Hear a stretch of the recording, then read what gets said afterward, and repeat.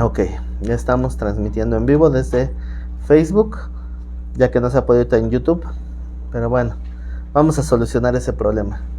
Mi idea es poder transmitir simultáneamente, como en algún momento lo hicimos, YouTube y Facebook, y así no hay pierde, ¿verdad? Pero por lo mientras, pues vamos a conformarnos con Facebook.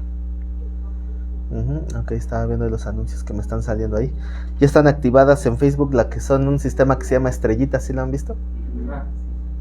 Son como para hacer donativo o ofrenda, si lo quieren ver así. Pero uno tiene que comprar su paquetito de estrellas para ver a quién les regala estrellitas. Claro que en el proceso Facebook se queda con un porcentaje. Pero pues bueno, es el sistema que están usando aquí. Hoy iniciamos un nuevo estudio que se llama Las parábolas de Jesús. Y pues vamos a ver cada clase una parábola diferente. No sé si hoy nos dé tiempo de empezar con la primera, porque vamos a ver la introducción. Así que el propósito es ese, que por lo menos sea una parábola por clase. Hay parábolas que son tan chiquitas que vamos a ver 2 o 3 juntas, ¿verdad? Que se pueden hilar. Pero vamos a empezar con lo más obvio, ¿verdad? Por definir qué es una parábola. ¿Qué entienden por parábola?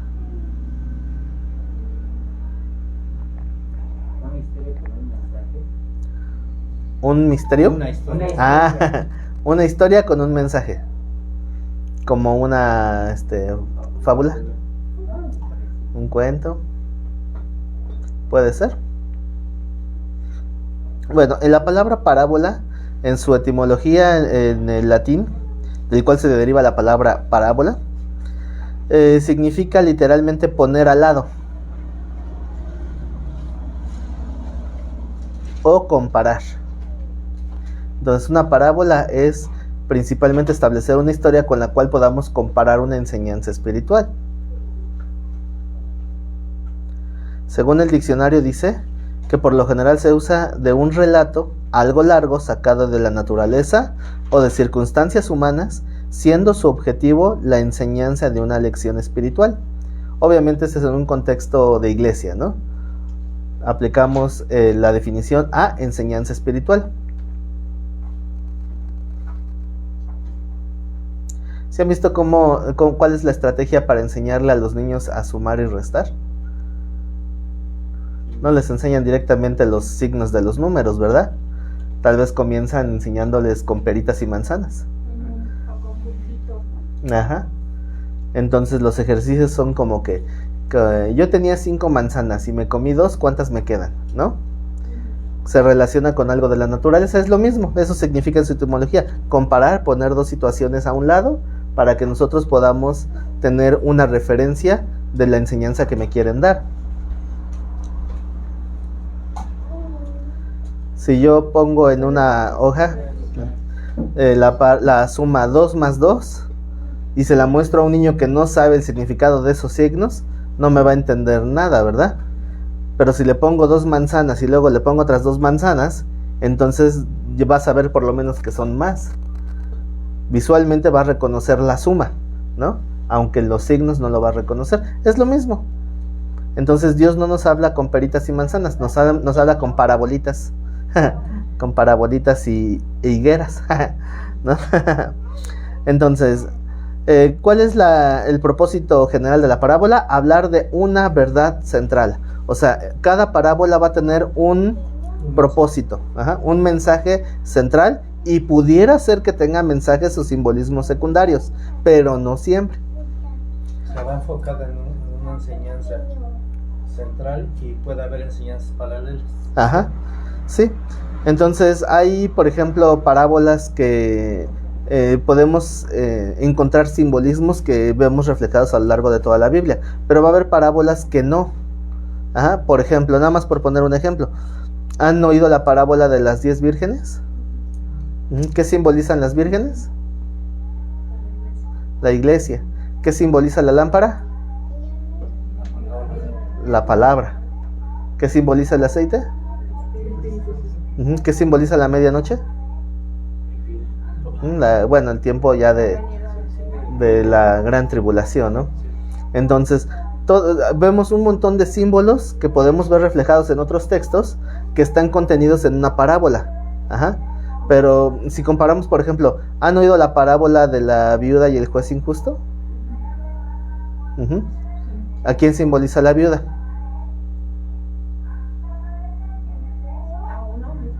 A uno mismo. ¿Y a quién simboliza el juez? Pues no. Es como si fuera Dios, pero obviamente no son Dios. Es que precisamente no es así, ¿verdad? Nada, estoy esperando a ver quién me dice que Dios es un juez injusto para ahorita imponerle manos. Entonces esa parábola no podemos encontrar simbolismos. ¿Cuál es el propósito? Es que a veces es una tendencia que tenemos. Tratamos de encontrarle un paralelismo o un simbolismo a cada elemento de la parábola y piensan que eso es un exégesis.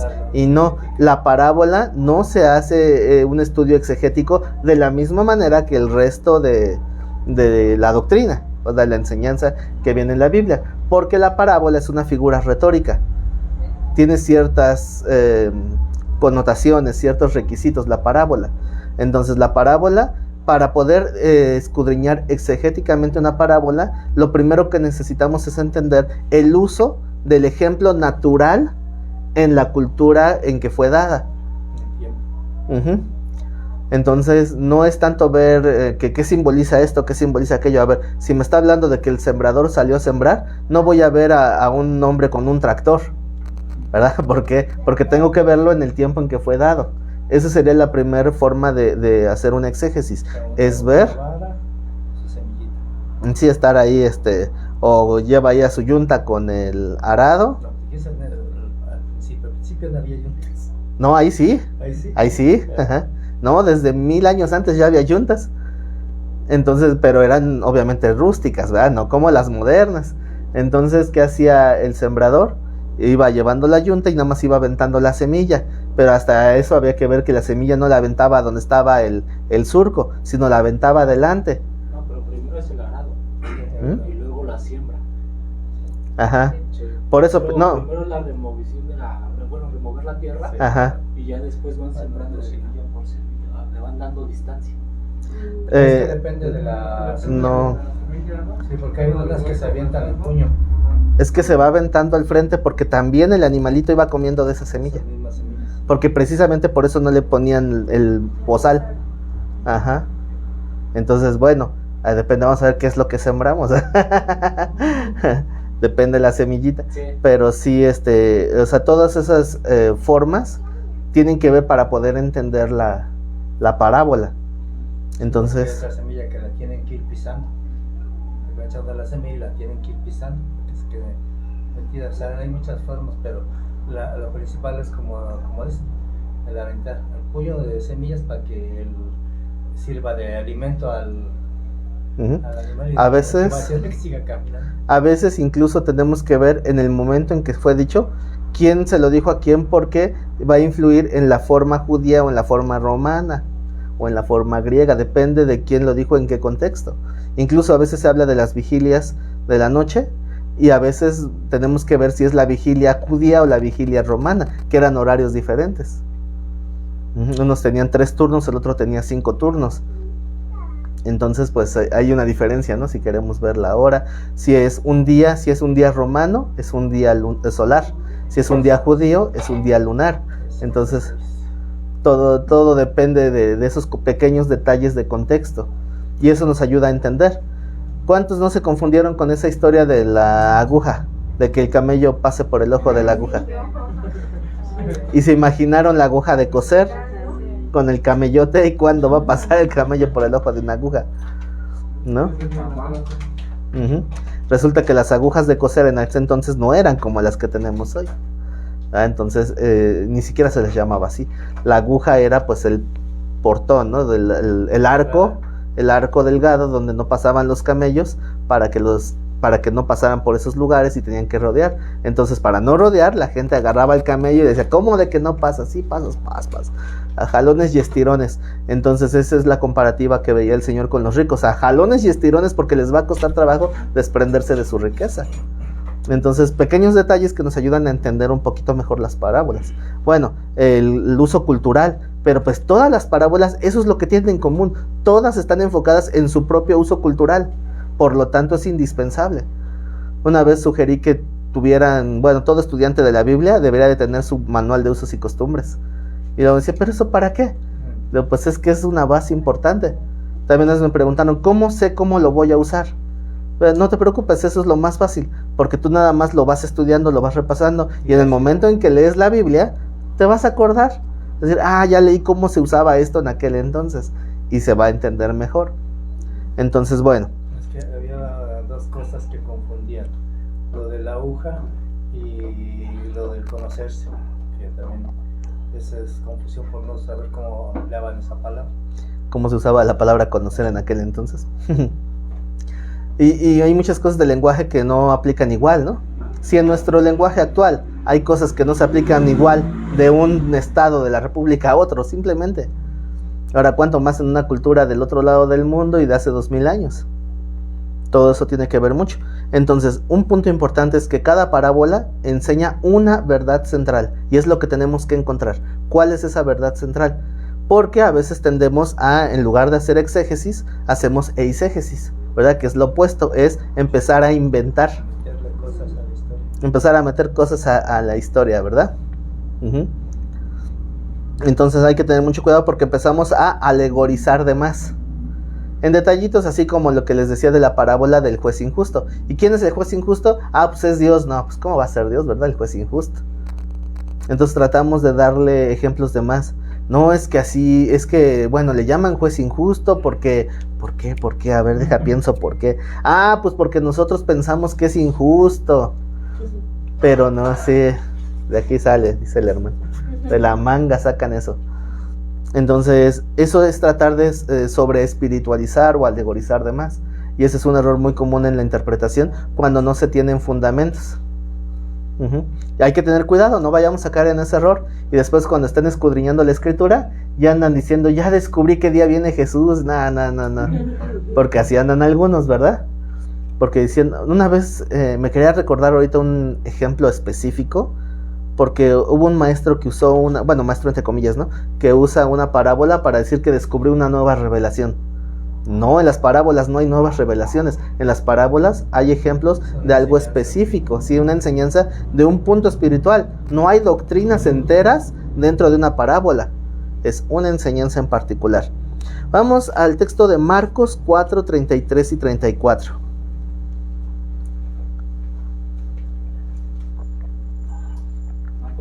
Marcos 33 y 34. Sí, Marcos 4, ¿les dije mal? Sí. Es que nos queda Marcos 33 y 34. Les dije los versículos 33 y 34 del capítulo 4. Es para ver si estaban atentos. No tiene capítulo 33, ¿no? Marcos 4, ¿ya están? 33. Con muchas parábolas como estas les hablaba la palabra. Aquí tenemos la primera parte, ¿verdad? ¿Qué es lo que quería hablar con parábolas? La palabra, es decir, que todo lo que diga en parábolas va a estar contenido en el Antiguo Testamento. Esta es la primera verdad que encontramos aquí. ¿Se dan cuenta? Porque cuando dice que les hablaba la palabra, recuerden que Jesús no vino a traer un evangelio nuevo o diferente, sino era explicar la palabra que ya estaba desde siempre. Entonces dice, ¿cuál es la segunda parte del mismo versículo 33? Sin parábolas no les hablaba. Sin La parábolas. segunda, conforme a lo que podían oír. Dije, ya esta es otra versión. 34. Ajá. Entonces dice, conforme a lo que... Podían oír. Esto es más profundo de lo que parece. ¿Por qué? Porque no todos pueden oír, no todos pueden entender de una manera igual las cosas espirituales. El Señor Jesús les dijo una vez, hay muchas cosas que yo les quisiera contar, pero por ahora no las pueden sobrellevar. Entonces, más despacito, con peritas y manzanas. El mismo ejemplo que les decía de un niño de kinder, ¿no? Le estás enseñando a sumar y restar, de repente háblales de álgebra, de operaciones de quebrados, no sé. Dile a un niño que saque la raíz cuadrada y va a empezar a escarbar en el jardín, ¿verdad? Sin ir más lejos, lo que se habló la vez pasada de que no entendías un versículo porque no tenías oídos espirituales, ya conocías la palabra. Sí, pero hay cosas que aunque tenga uno disposición, son más profundas. a veces no se puede entender. Hay incluso algunas verdades espirituales que si se les dice así abiertamente, algunos tropiezan, se espantan porque no son capaces de entenderlas todavía. No me digan cuáles, porque vamos a empezar a hacer tropezadero.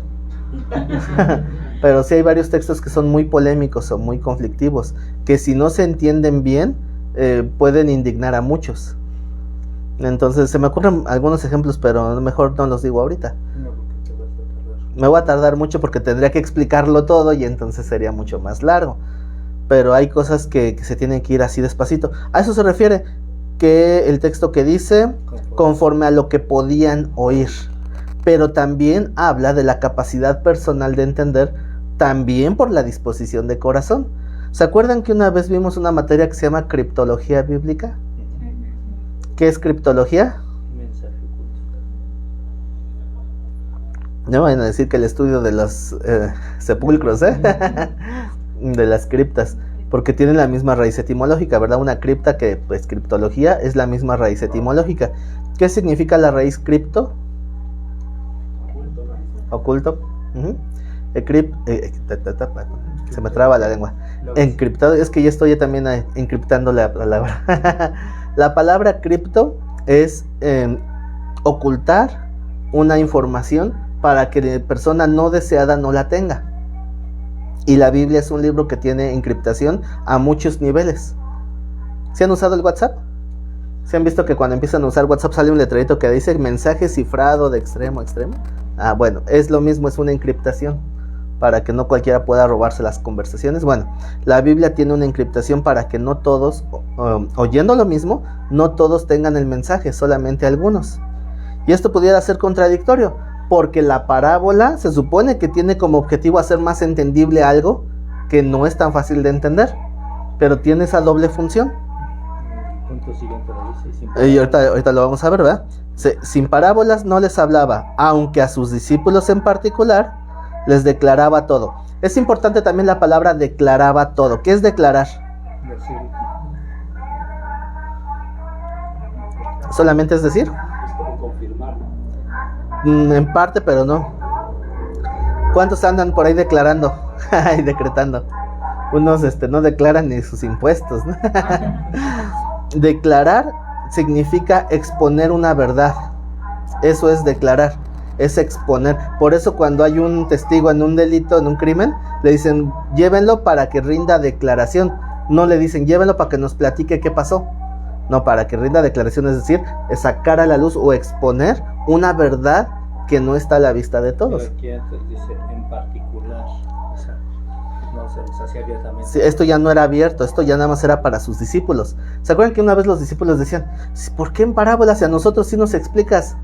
Bueno, ahorita vamos a llegar a esa parte, ¿verdad? Pero aquí vemos que hay una condición del Señor, ¿verdad? Que a ellos, a sus discípulos, sí les hablaba ya más abiertamente, sin parábolas, sino que se les explicaba tal cual. Pero bueno, entonces aquí viene la pregunta de muchos del entonces, ¿por qué? Vamos ahora a Mateo 13, 34. ¿Ya están ahí? Mateo 13, 34. Ahorita vamos a regresar a Marcos, pero quiero que primero veamos la versión de Mateo. ¿Ya están? Mateo 13, 34. Todo esto habló Jesús por parábolas a la gente, y sin parábolas no les hablaba. Pero aquí está hablando de a la multitud que lo seguía, ¿verdad? Para que se cumpliese lo dicho por el profeta cuando dijo: abriré en parábolas mi boca, declararé cosas escondidas desde la fundación del mundo. ¿Se dieron cuenta que también se usa la palabra declarar? ¿Cuál es la diferencia? Una está en futuro, ¿no? Bueno, declararé, es en futuro. En futuro, no, porque aquí dice que esa profecía futura se estaba cumpliendo en ese momento. O sea, eso ya se había dicho. La expresión es de Isaías y es una expresión que se escribió muchos años antes y se estaba cumpliendo cuando Jesús habló en parábolas. Entonces, si se dan cuenta, en el texto anterior decía que el Señor iba a declararle las cosas a sus discípulos y no a la gente. Pero aquí dice que el declarar la palabra de Dios era por medio de la parábola a la gente. ¿Se dan cuenta que habla de 2 niveles de declaración o 2 niveles de encriptación? ¿Por qué? Porque unos iban a entender una cosa, otros iban a entender otra cosa, pero los discípulos iban a entender todavía algo mucho más profundo. ¿Sí se entiende? Ay, me asustan. Es algo así como la diferencia entre ir a una prédica e ir a un estudio. La prédica siempre va a ser un mensaje más general y más sencillo. Un estudio va a ser profundizar y vamos a escudriñar hasta lo más profundo de un texto para encontrar toda esa riqueza que tiene. Pero una prédica no. Tal vez en una prédica agarramos un texto para hablar el mensaje general que tiene y no lo vamos a escudriñar tanto porque queremos dejar un mensaje, nada más el mensaje. Pero en el estudio ahí sí se profundiza. Bueno, a mí me han dicho varias veces que yo no sé predicar, porque yo siempre termino dándoles más profundo el texto, pero bueno, es mi naturaleza. Y ahí hay un video que dice que la predicación es para los que no son santos, que los que ya somos salvos debemos más que nada un estudio. Es que son las dos cosas, porque por una parte la predicación literalmente significa proclamar la palabra de Dios. Lo que decía, es para los que no son salvos. Pero por ejemplo, en las clases de homilética, una de las reglas de preparar un bosquejo es que el alcance de la prédica tenga 2 niveles. Para el inconverso que no sabe nada, pero el que ya es miembro de la iglesia también pueda nutrirse algo más. Y una enseñanza. O sea, la enseñanza va a ser el mismo tema, pero para 2 diferentes niveles. Porque igual alguien que ya tenga 20 años en la iglesia va a decir, ya, ¿para qué voy al culto? Ya me la sé de todas. Una prédica, pues voy a hablar sobre el amor. Y dentro de la prédica les voy a hablar los 4 puntos que se hablan en la Biblia del amor. Ahí está para los 2 niveles de miembros, el nuevo y el que ya tiene tiempo. Porque igual hay gente que viene a los estudios y me dice, no te entendí nada. Bueno. Pero bueno, en la prédica todos tienen que entender algo, el mismo mensaje a diferente nivel. Entonces, yo no estoy de acuerdo con esa opinión de que la prédica no es para los convertidos, porque los que están adentro necesitan crecer, como dice ahí en Hebreos, que avancemos ya dejando los rudimentos de la palabra, avancemos a la madurez, dejando ya el fundamento de lo básico, ¿no? Dice arrepentimiento de obras muertas, bautismo, imposición de manos, son temas básicos que tenemos que trascender y superar al crecimiento.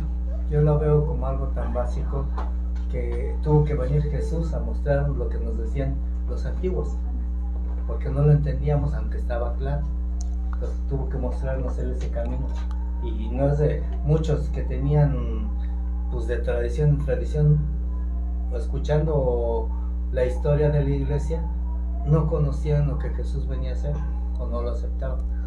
Y así nos pasa, tenemos nosotros que declarar la palabra en una prédica o proclamación a otra gente, pero con un conocimiento que vamos adquiriendo en las reuniones domingo o en las reuniones especiales como ahorita.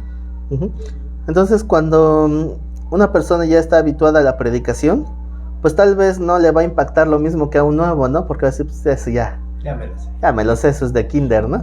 Pero cada predicación tiene que tener una insinuación a la salvación. O sea, ¿por qué digo insinuación? No es que es directo, no, es que hay temas que no siempre se va a hablar de salvación, pero sí tienen que darnos una pista, guiarnos hacia ese interés de Cristo, ¿no? Entonces, por ejemplo, a ver, díganme un tema así al azar, que no sea salvación, obviamente. ¿Cómo cuál? ¿Ni uno? No tienen intención de ninguna. ¿Perdón? Ah, bueno, el tema del perdón. El tema del perdón. Vamos a suponer que en una prédica se va a hablar del tema del perdón. Ese tema, ¿a quién le va a golpear más? ¿Al nuevo o al que ya está en Cristo? Pues a los dos, ¿verdad? Pero en diferente nivel, porque se supone, y digo se supone porque pues en realidad vemos que no siempre es así, pero se supone que el cristiano ya perdonó, pero de repente nos confrontan con ese tema y Dios nos empieza a redarguir y nos damos cuenta que de repente no habíamos perdonado y nos acordamos de fulanito, sutanito y sentimos ese nudo en la panza así como que con ganas de bendecirlo, pero nos está redarguyendo la palabra.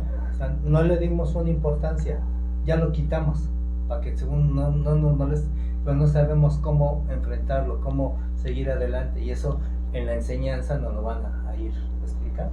Entonces imagínense que entre esa predicación hay alguien nuevo y casi va ligado, o sea, es casi obligatorio que si uno habla del perdón, tenemos que mencionar el perdón de Cristo a nosotros, ¿no? ¿Y qué va implícito ahí? Plan de salvación. Y por decirlo, dice la cosa del tema del divorcio, que entra ahí algo de la salvación.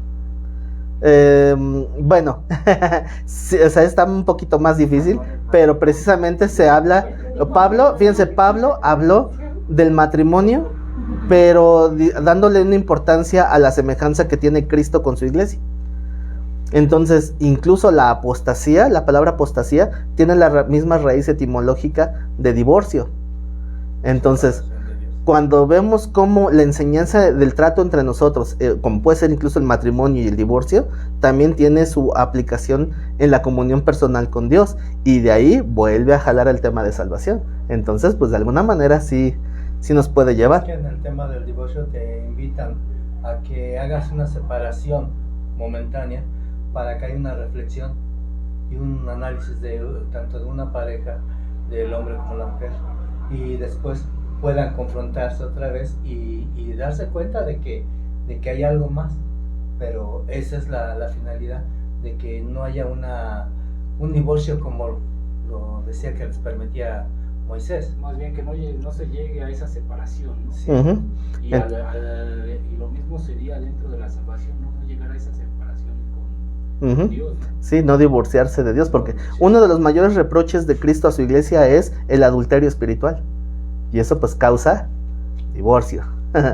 Incluso el adulterio es la única justificación por la cual, o sea, siempre esa manera de tolerancia, obviamente, pero es la única justificación que Dios da para que haya un divorcio. Si lo aplicamos al espiritual, exactamente lo mismo. Si tú rompes tu pacto de iglesia con Cristo, que es el novio, pues uno está divorciando. ¿Y qué va a hacer Dios? Pues también va a guardar esa distancia. Y es que es el alejarse, tú te comienzas a alejar de Dios con tu actuar. Ya no necesito esto, ya no necesito lo otro, ya aprendí a hacer esto, y comienzas a caminar supuestamente tú solo. Ya no le das las gracias, ya no le pides. ¿Por qué? Porque te va funcionando todo. Entonces tú vas alejándote, y de repente cuando quieres hablar con él ya no sabes cómo. ¿Por qué? Porque tú lo dejas atrás. Entonces esa es la diferencia. Igual con la pareja. Con la pareja tú vas teniendo tus problemas diarios o X, y de repente te olvidas que hay hijos, te olvidas que hay familiares alrededor, y todos salen dañados con una separación. Entonces cuando de repente ves que ya no hay qué hacer, entonces dices, no pensé en esto, no pensé en otro, porque no hubo quien me orientara. Siempre ha habido, lo malo es que somos sordos. O sea, como dicen, no tenemos los oídos ni espirituales ni naturales. Entonces, bueno, este era un ejemplo, y del ejemplo ya no estamos desviando mucho, ¿verdad? Pero esa es la comparativa de cómo Dios nos muestra cosas, como dice ahí, ocultas antes de la fundación del mundo, pero nos lo va dando a diferentes niveles. No todos tienen el mismo entendimiento, ni tienen por qué tenerlo, ¿verdad? Algunos tal vez entienden ya que necesitan arrepentirse, pero otros ya entienden que necesitan madurar, por ejemplo. Y así Dios nos va hablando en una misma palabra, nos va a hablar en diferentes niveles. Por eso en la profecía decía que por medio de las parábolas tenía que haber un profundizar en el conocimiento de Dios, pero a sus discípulos les declaraba todas las cosas, quiere decir, los llevaba al siguiente nivel, al siguiente escaloncito. Uh-huh.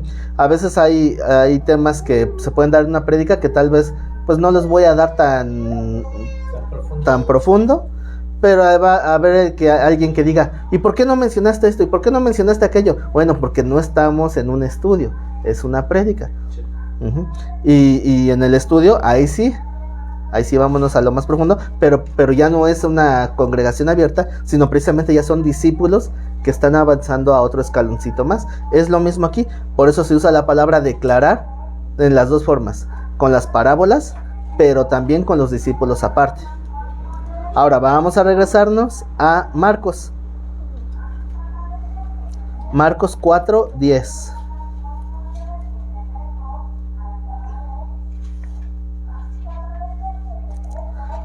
Marcos 4:10, ¿ya están ahí? Sí. Cuando estuvo solo, los que estaban cerca de él con los 12 le preguntaron sobre la parábola y les dijo: a vosotros os es dado saber el misterio del reino de Dios, mas a los que están fuera, por parábolas todas las cosas, para que viendo, vean y no perciban, oyendo, oigan y no entiendan, para que no se conviertan y les sean perdonados sus pecados. Este es uno de los textos que causa más controversia. Porque dicen, pues, ¿cómo es que el Señor está diciendo que les dice así para que no entiendan? ¿Cuál es, ustedes que ya conocen el contexto bíblico en un ámbito general, ustedes responden esa pregunta? ¿Cuál es el parámetro de Cristo para saber a quién se le revela y a quién no? ¿No? ¿A los que se arrepintieron? Es que es una respuesta a medias. Hay una respuesta más tajante. Sí, hay una respuesta. A sus hijos, ¿no? ¿A sus hijos? Pues básicamente es la misma respuesta. Los arrepentidos se vuelven hijos de Dios, ¿verdad? Pero por ahí van, pero falta un parámetro que el Señor dice: a estos sí, a estos no. Conforme a su propósito. ¿Conforme a su propósito? No, porque, bueno, parece que me está citando el que dice que todas las cosas ayudan a bien, a los que conforme a su propósito son llamados. Pero No, conforme a lo que quiere utilizar. no, porque aquí estamos hablando de recibir conocimiento, no de cumplir propósitos en sí mismo. O sea, que tengan el mensaje, por eso oyendo, oigan. Mas no entienden, no saben lo profundo de ese mensaje.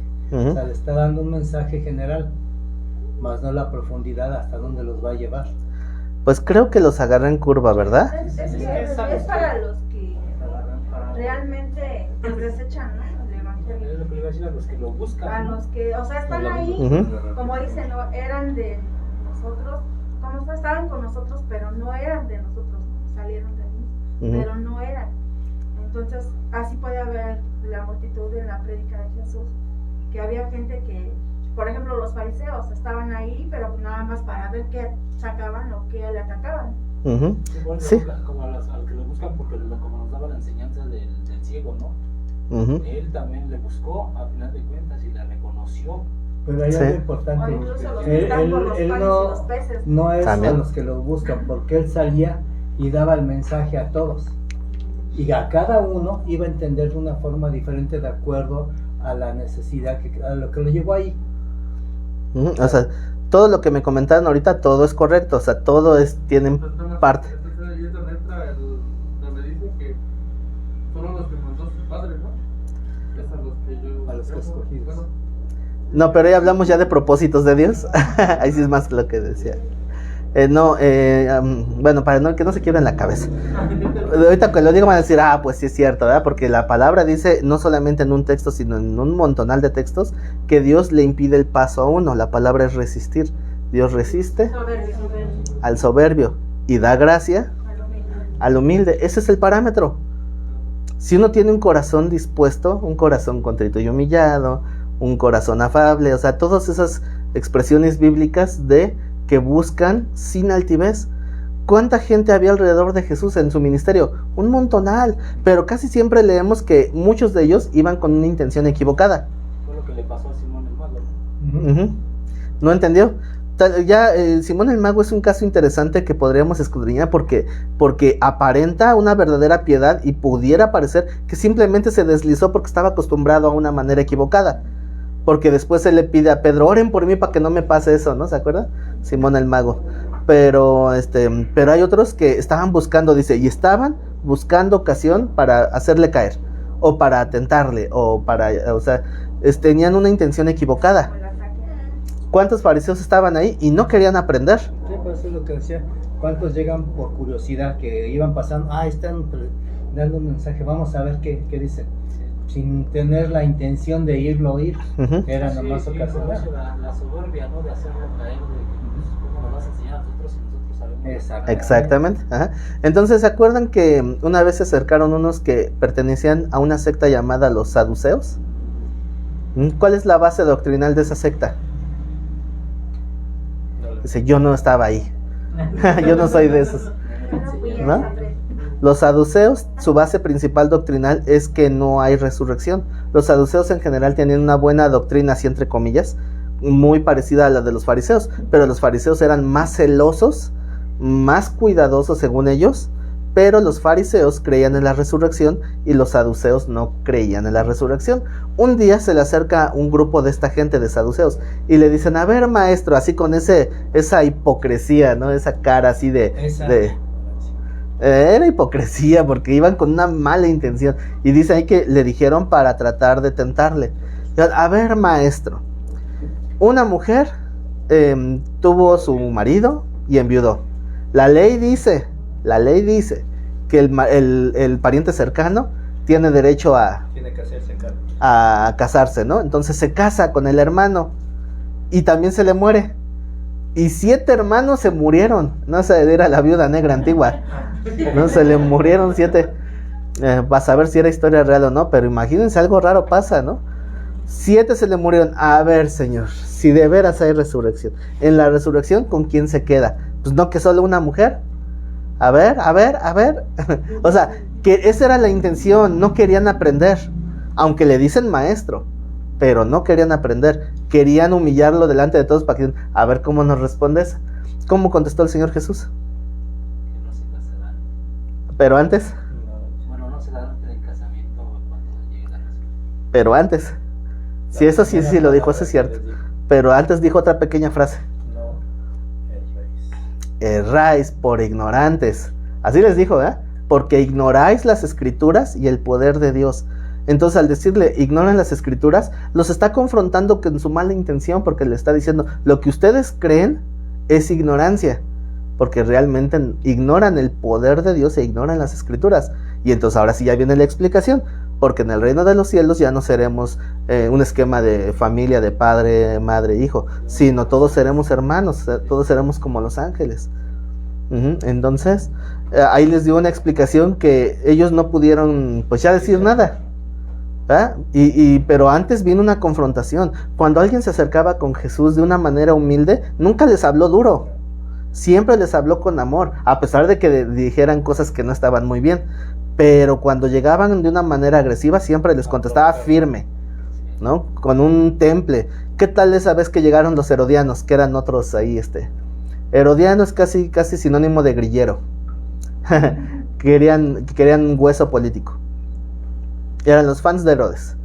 Y entonces, enfrente de la guardia romana, le preguntan al Señor, maestro, igual la misma palabra lisonjera, ¿debemos de darle tributo al César? Y lo mismo, ¿cuál era su intención? Ellos querían ocasionarle problemas con la ley.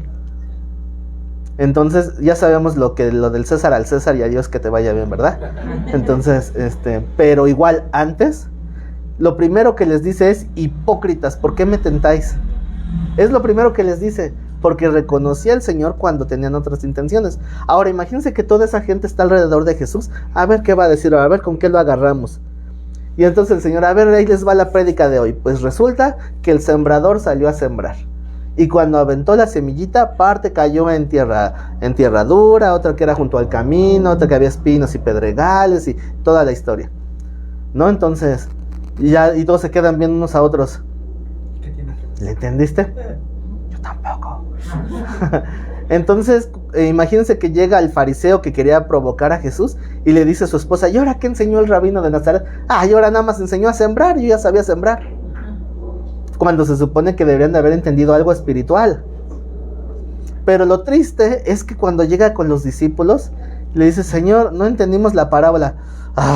¿Ustedes también están sin entendimiento? ¿Y hasta cuándo los Entonces lo curioso es que el Señor confronta a que deberían ellos por sí solos haber tenido cierto discernimiento de lo espiritual, no de entender que había que sembrar.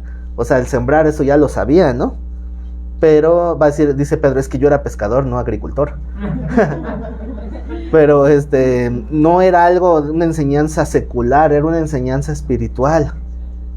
Entonces el Señor les reprocha a los discípulos que ellos sí deberían de haber podido percibir un poquito más, aunque ya aparte en su estudio ya de instituto, estuvieron en el mejor instituto del mundo, ahí sí ya les explicaba a fondo, ¿no? A ver, vamos a escudriñar la parábola como lo haremos más adelante. O sea, al decir no entendí esta parte, van a decir no entendí. Ajá, si algo no entendí o yo entendí esto, bueno, por lo menos algo tomaste, pero no entendí nada. Ay, no, a veces me ha pasado que en una ocasión estaba dando una clase y voy bien encarrerado y todo, ya terminó la clase después de 2 horas de estar hable y hable y hable, ¿alguna duda? Y se quedan viendo, nada más de repente alguien hace así, a ver, dígame su duda. Es que, dígame, ¿cuál es su duda? Es que no entendí nada. Casi me caigo.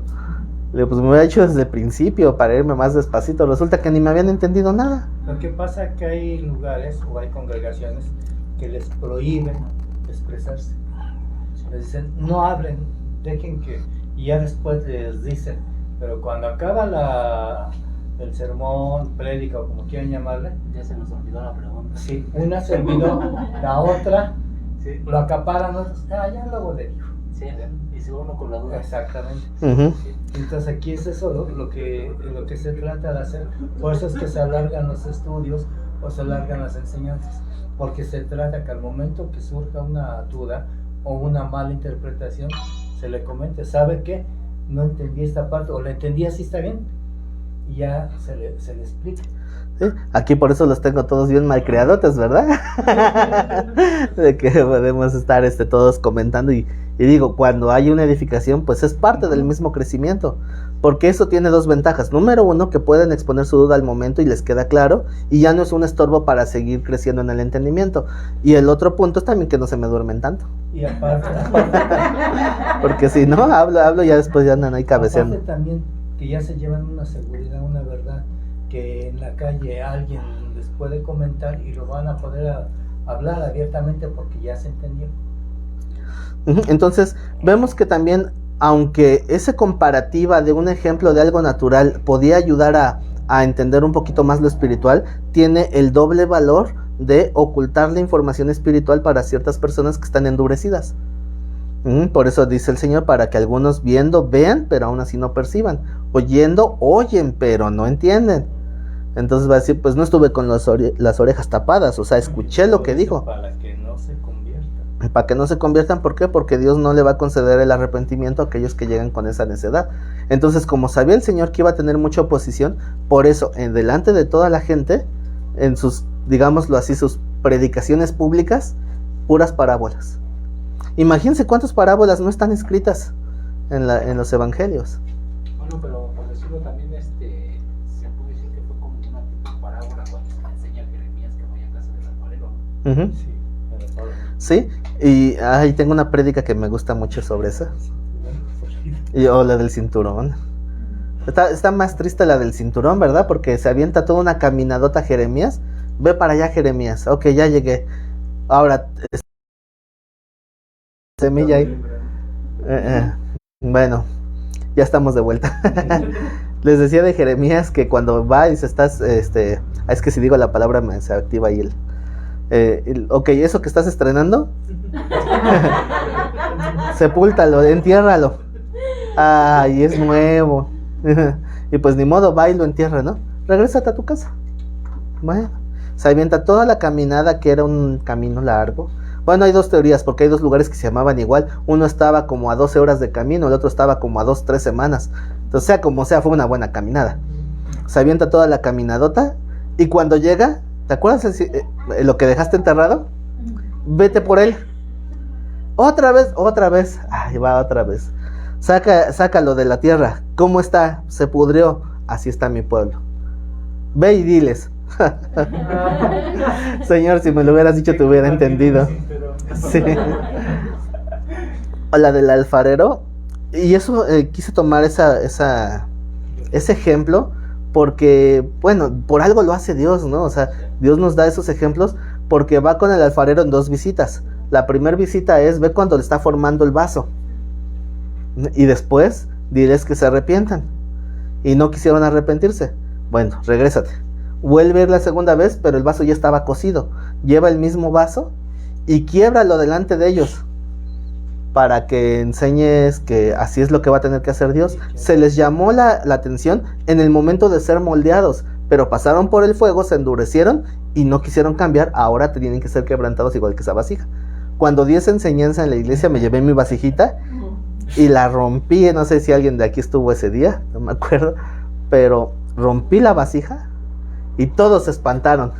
Pues así dice la palabra, para que vean qué les va a hacer Dios. Ay, tiene un mayor impacto. Y por lo menos si alguien se estaba durmiendo, pues ahí se despierta. A ver, ya no lo he hecho, voy a hacer más prédicas así. Nada más que tengo que comprar por docena las vasijas. No, bueno, no de la vasija. En otra ocasión también usé un ejemplo así, pero con un vaso igual a este. Este no lo voy a romper, porque no es mío. Pero también en una ocasión estábamos ejemplificando nuestra vida como este vasito y vamos llenando. ¿Se han oído de la gota que derrama el vaso? Entonces resulta que cada quien se está ahogando en un vasito de agua. Esa fue la enseñanza ese día. Pero no vemos lo de los demás. Y entonces pongo un hermano que tenga su vaso así, y de repente llego y ¡paz! Lo aviento, y lo trata de atrapar y se cae y se rompe. Y se queda, ay, perdón, yo no fui, varios se salpicaron. Traté de que no les cayeran vidrios. Y también todos se sorprendieron que por qué se cayó el vaso, pensaron que me había enojado de verdad. Digo, no, así era el tema. Pero era parte, o sea, la enseñanza y es que por andarnos cuidando, no vemos cuando rompemos la vida de alguien más. Cuando quebramos a alguien más por andar cuidando nuestro propio vasito de agua. Pero bueno, esa es otra historia. El domingo usé el Jenga, ¿verdad? De ejemplo también, que sintieron que se los iba a aventar.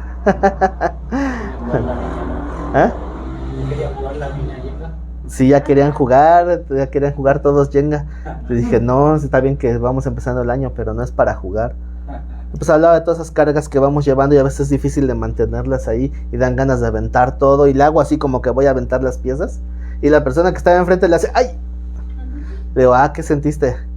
Que te iba a aventar. Si yo lo hubiera aventado, lo hubiera lastimado. Y así es, llevamos tantas cargas que cuando las aventamos, igual sentimos que nos damos cuenta que podemos lastimar al que está enfrente. Entonces, ¿qué hay que hacer? Tener dominio propio y empezar a quitar y a discernir y a quitar cada una de esas cargas que tenemos encima. Ese fue el estudio del domingo en la mañana. Es que muchas veces dices, Dios me quitó ya esos problemas, pero tú los vuelves a cargar y quieres que te los vuelva a quitar, ¿no? Ya te los quitó, ahora quítatelos tú. Sí, por eso la enseñanza del perro y del puerco, ¿no? La puerca lavada, dice. Y así no sucede. Así es. Entonces hay veces que Dios nos enseña cosas de maneras que nos damos cuenta hasta después, ¿no? Pero para ir cerrando este punto del tema, lo que el Señor quiere es que los que no creen en Él, que se pierdan solos, que pasen sin ver. Los que están por curiosidad, el que fue llamado y entendió, pues sí, porque el que está por otros intereses va a decir, pues ¿de qué hablo? Pues del sembrador. ¿Y ahora de qué hablo? Pues del trigo y la cizaña. ¿Y ahora de qué hablo? Entonces así de puras cosas que no tienen importancia en el sentido... Son trascendentes en su diario vivir, pero no le hayan el... bueno, es que precisamente no tienen un sentido de que me lo digan, ¿no? Entonces, porque no entienden lo espiritual que está ahí. Porque va conforme a la vida cotidiana. Sí. Y enseñar cosas que ellos ya las dan por obvias. Entonces vamos ahora a Mateo 13, 10.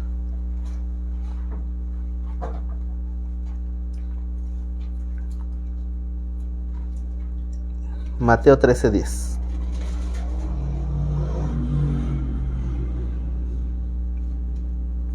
Y volvemos a ver el mismo punto, ¿verdad?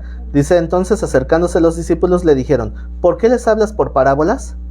Él respondiendo les dijo, porque a vosotros os es dado a saber los misterios del reino de los cielos, mas a ellos no les es dado. ¿Así o más tajante?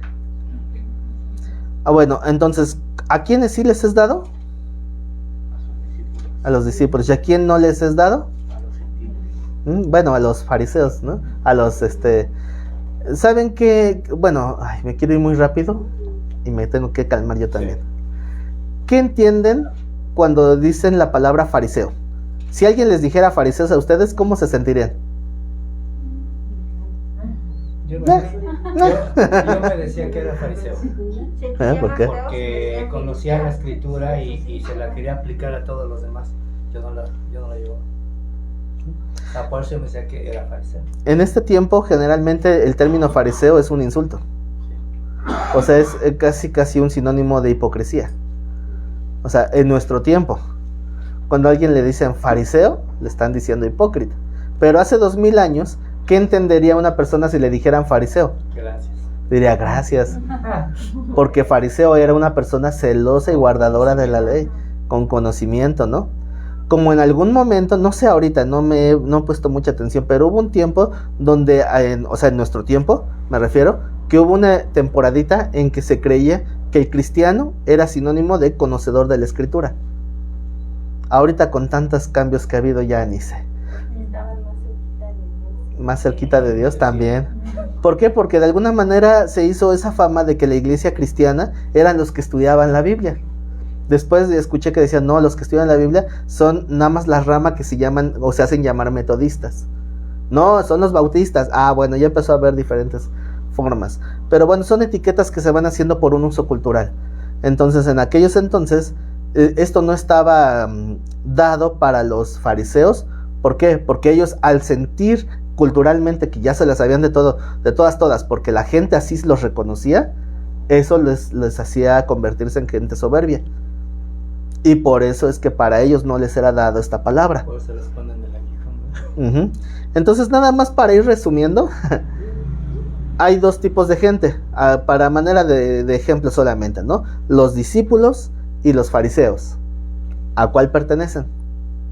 A los discípulos. Se tardaron en responder. A los discípulos, ¿no? Entonces, si somos discípulos, Dios nos va a ayudar a profundizar y a crecer. Nos va a explicar más claramente. Entonces, una enseñanza que Cristo dio tal vez en media hora, la podemos estudiar en 2 o 3 horas, al escudriñar, ¿no? Todo lo que conlleva esa parábola.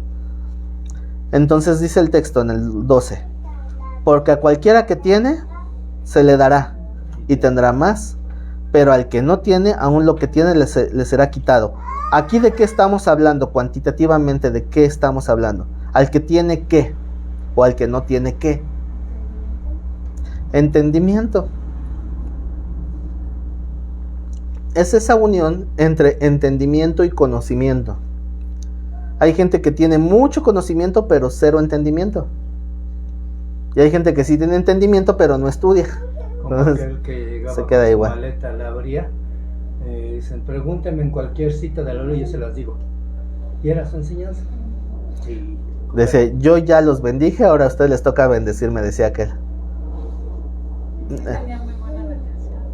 No, una memoria privilegiada. sí, pero ¿de qué servía? Si no explicaba nada. Pero como le decían cualquier texto así de la Biblia aleatoriamente, y él decía exactamente dónde estaba el texto. O al revés, ¿verdad? Le decían, a ver qué dice, no sé, libro tal, capítulo tal, verso tal, y se lo decía.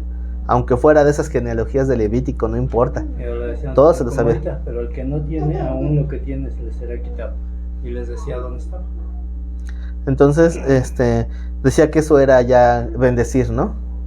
Ahora, dice, me pueden bendecir con alhajas, relojes, se aceptan escrituras de casa, la llave del carro. Y hasta promesas recibía.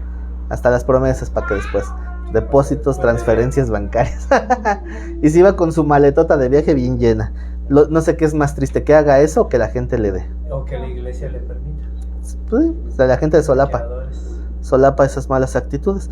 Entonces, como toda esa gente está, entonces por eso Dios nos lleva a esa oportunidad de escudriñar, pero solamente a los discípulos, para ir entendiendo cada vez más. Entonces, quien ya tiene ese entendimiento, llega a la parábola y al empezar a escudriñarla, tendrá más entendimiento, aunado al conocimiento que está recibiendo. Aquí entra lo de la prédica. Escuchaste una prédica el domingo. Ok. Llegamos al estudio y surge la duda. Yo entendí esto, ¿por qué? Y se profundiza y te llevas un conocimiento más amplio de lo que comenzó en una prédica. Entonces dice en el 13, por eso les hablo por parábolas, ay, me hago bolas. Por eso les habló. Porque viendo no ven y oyendo no oyen ni entienden. Entonces la primera parte parece que dice que es voluntad de Dios, pero esta segunda parte da como que la perspectiva de que es a criterio del que escucha. ¿Se dan cuenta? Porque viendo no ven. Esa expresión habla de la disposición de la persona. Y oyendo no oyen ni entienden, de manera que se cumple en ellos la profecía de Isaías que dijo: de oído oiréis y no entenderéis, y viendo veréis y no percibiréis. Y aquí viene la razón, el por qué, versículo 15. Porque el corazón de este pueblo se ha engrosado. ¿Qué es engrosar? Llenarse de grasa. Tiene colesterol espiritual. Es eso, ¿no? Entonces, y con los oídos oyen. ¿Cómo es oír pesadamente? Difícil. No, hombre, es que cuando hay de esa gente en el grupo, híjole, es tan pesado para el que predica. Lo digo por experiencia, ¿no? Porque he estado en grupos donde hay gente que nada más está así, nah, ¿eso por qué? A ver, demuéstramelo. ¿Dónde dice? Ay. Pero así. Sí, o sea, sí. No, luego sí, o sea, ese es el problema. Que luego nada más están peleando. Sí, nada más así, breve les cuento una anécdota. Había un hermano que conocí hace ya varios añitos, que era pastor. Yo no sabía que era pastor en ese momento. Estaba ahí estudiando conmigo. Entonces dije algo que no le pareció. Y luego se puso así como que a la defensiva. Y cualquier cosa que yo decía, luego le buscaba, le leía. Dice, no, pero ¿por qué? Por eso. Sí. Y esto, no, pero es que... bueno, sí. Y ya sabía hasta qué me iba a decir. Dije, ay, no me deja avanzar. Pero peleando, ¿no? O sea, tratando de buscar un tropiezo. Ya después fue como que bajando la guardia. Y ya después pues fue agarrando la onda. y bueno, de ahí comenzó una amistad muy cercana, ¿no? De hecho, este hermano, pastor, pues varias veces fui a predicar a su congregación. Y hicimos equipo para mucho trabajo que hicimos. Estuvimos trabajando juntos. Y cambió su enseñanza de una manera muy tajante, muy radical. Y fue creciendo. Y pues sigue estudiando y sigue estudiando. Ahora yo cuando tengo dudas yo me acerco a él. porque se la vive estudiando. Entonces luego ya, o sea, con él luego me gusta platicar porque puedo platicar cosas que no puedo platicar así tan comúnmente, porque son temas que, pues digo, si lo voy a exprimir lo más que pueda, ¿no? No se metió de lleno en la historia de la iglesia. Tiene un conocimiento amplio de la historia de la iglesia. Una vez me decía, danos un estudio de historia. Le digo, no, hermano, tú vas a dar ese estudio de la historia, porque sabes mucho más que yo. Y pues, qué bueno, ¿no? Qué bueno que hubo ese cambio tan radical y que fue tan permanente que después de eso ya tiene como 10 años o más. Y sigue estudiando y estudiando. Y como no tiene, pues gran responsabilidad en el sentido de que no es casado, no tiene hijos, no tiene preocupaciones, pues así que no. Entonces, ¿qué decía Pablo? El que está casado vive para agradar a su esposa, pero el que está soltero, pues es libre para servir solamente a Dios. De llegar a trabajar en el campo para costearse su estancia, para poderles dar el estudio a los hermanos, porque decía que como Pablo no quería hacer carga. Sí, y pues ahí anda ese hermanito. Entonces, regresando al texto, ellos que oyen pesadamente, o sea, es decir, ¿por qué? Porque su corazón no está receptivo. Hay gente que no quiere aprender. Hay gente que nada más está buscando el tropiezo a ver a qué hora se contradicen algo. Pasar el rato, ¿no? Y pues de repente se nos va algún detalle, ¿no? Y a mí, sobre todo, que soy bien despistado, que de repente digo alguna cosa por otra, cambio algún nombre. La otra vez que me dijeron que cambié un nombre en un tema, ya lo escuché y dije, ay, sí es cierto. Pero bueno, el mensaje se entendió aunque me haya equivocado. Como ahorita que da el versículo. Ahorita que me equivoqué en el capítulo 33. Bueno, son cosillas que me pasan, pero la peor que me ha pasado, según yo, es una vez que dije, hablando de Jesús orando en el huerto de Getsemaní, dice, pero que se haga mi voluntad y no la tuya. Casi me linchan. Pero bueno, fue un error. Entonces, esa gente, dice, esa es la que hace que no perciban la palabra. Y si Dios les quería dar una respuesta, quería hablarles una edificación, se van sin nada. ¿Por qué? Porque ellos son los que cerraron su corazón, se endurecieron y oyen, eso es oír pesadamente. Fíjate que, ahora sí que, bueno, es que se me vino a la cabeza, ¿no? Porque yo cuando fui a la primera vez al instituto, escuchaba pesadamente, porque decía yo, no, pero ¿por qué están diciendo eso? Y eso no, o sea, ¿por qué? Le decía yo que hasta me salía con dolor de cabeza, ¿no? Porque es que no, como que vino a comprender lo que dice, hasta que dije, no, ya, borró ni cuenta nada. Ah, yo pensé que sí, mejor ya ni voy. Sí, bueno, la gran, lo obvio es que pues, estamos aquí hoy, ¿no? Nada más que hay algo que a lo mejor nos pasa. Dios nos ha puesto grupos de gente con necesidades diferentes. El primer grupo de gente que puso ahí en la congregación fue de matrimonios dispersos. Y fue de hablarles del orden de la iglesia en el matrimonio. Y ahora lo que puso Dios es doctrinas confundidas, porque de lo que les enseñaron lo seguían por la necesidad de querer seguir adelante, pero al ir escudriñando, al ir metiéndose más de lleno en la palabra, comienzan a entender más fácil y les llama la atención el seguir adelante. Entonces aquí hubo un cambio en cómo nos está narrando Mateo 13, de los que Dios no les permite entender, pero en el versículo 15 habla de que es condición de ellos, ¿verdad? Dice donde nos quedamos, han cerrado sus ojos para que no vean con los ojos ni oigan con los oídos, y con el corazón entiendan y se conviertan y yo los sane. Entonces son ellos los que no quieren ser sanados. Me recuerda la historia de cuando Jesús fue a su tierra, Nazaret, y dice que no pudo hacer muchos milagros ahí. ¿Pero por qué no pudo? ¿Le faltó capacidad? ¿No tenía fe Jesús? No pudo porque no quisieron. No quisieron ver. La gente es la que decía, no quiero recibir nada de ti. Va a decir el Señor, pues te lo pierdes, ¿verdad? Va a decir, ay, si tú eras el carpintero, tú me hiciste mi sala. ¿Eh? Eran sus prejuicios. Entonces, o sea, imagínense lo pesado que fue. Cada vez que pienso en eso, de que en su tierra no le reconocieron, siempre me llega la historia de Santiago, el medio hermano de Jesús. Toda la vida con él, sin creer nada de lo que dijo y enseñó, hasta que lo vio resucitado. Tenía al Mesías viviendo en mi casa como mi hermano y no me di cuenta. O sea, ¿se imaginan el golpe tan tremendo? Pues él lo vivió así de una manera tan tajante que después de eso fue de los pilares, ¿no? De los primeros en trabajar, de los que trabajaron más arduamente en beneficio de la iglesia. Pero ¿hasta qué momento? Hasta que vio a su medio hermano resucitado. Digo, ay, creo que mi hermano sí estaba en lo correcto. Pero ¿quién iba a pensar que en mi propia casa iba a estar, no? Pero eso se repite en todos nosotros.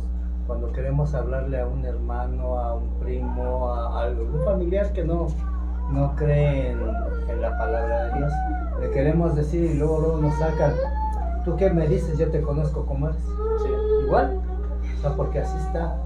Por eso nos piden que hagamos las cosas y no les digamos las palabras, sino que vean lo que está haciendo uno, el cambio que va teniendo uno. Entonces, el versículo 16, está dedicado a los discípulos específicamente, ¿verdad? Pero bienaventurados vuestros ojos, porque ven, y vuestros oídos, porque oyen. ¿Esto los incluye? Ah, bueno. Amén, ahí sí digan amén. Porque de cierto os digo que muchos profetas y justos desearon ver lo que veis y no lo vieron, y oír lo que oís y no lo oyeron. ¿Se imaginan cuánto hubiera deseado Abraham escuchar al Mesías? ¿Estar ahí en una de sus predicaciones? Pues ¿qué creen? Nosotros la tenemos por escrito. Entonces todas estas palabras que él dijo quedaron registradas como una bendición para nosotros. Entonces nosotros somos también partícipes de esta bienaventuranza que era para los discípulos del primer siglo, porque tenemos también esas enseñanzas, esas palabras de Cristo. Yo creo que tal vez no nos hubiera convenido estar en presencia de Cristo de la manera en que estuvo, físicamente me refiero, porque tal vez nos hubiera puesto una buena regañiza, ¿verdad? Como a los discípulos, que también sí les habló fuerte, ¿no? No, de todos. Sí, pero ahorita los golpes espirituales que Dios nos da dependen de nuestra disposición y de nuestro entendimiento. Pero en aquel entonces no dependía de eso. Era de un oído natural, porque el Señor estaba en persona ahí, le podía decir directamente, tú así, así, así. No, que ahorita es para quien disponga su corazón, Dios le va a hablar igual, le va a golpear igual y lo va a sentir igual. Pero pues se pueden librar si de repente no quieren oír. Pero si estuviera Cristo ahí, va a decir, no me quieres escuchar, pues ahí te va de todas maneras.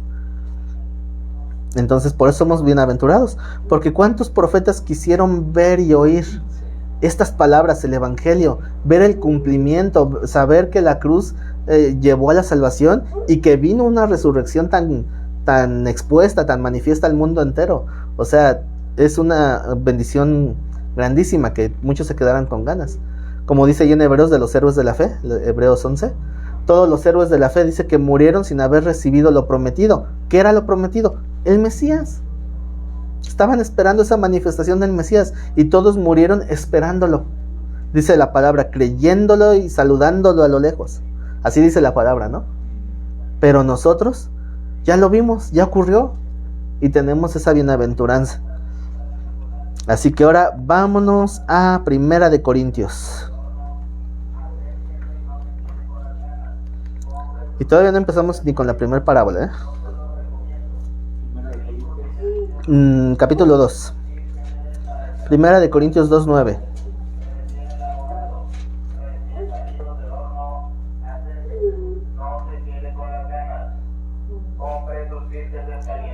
Ahora el de los bisqueses.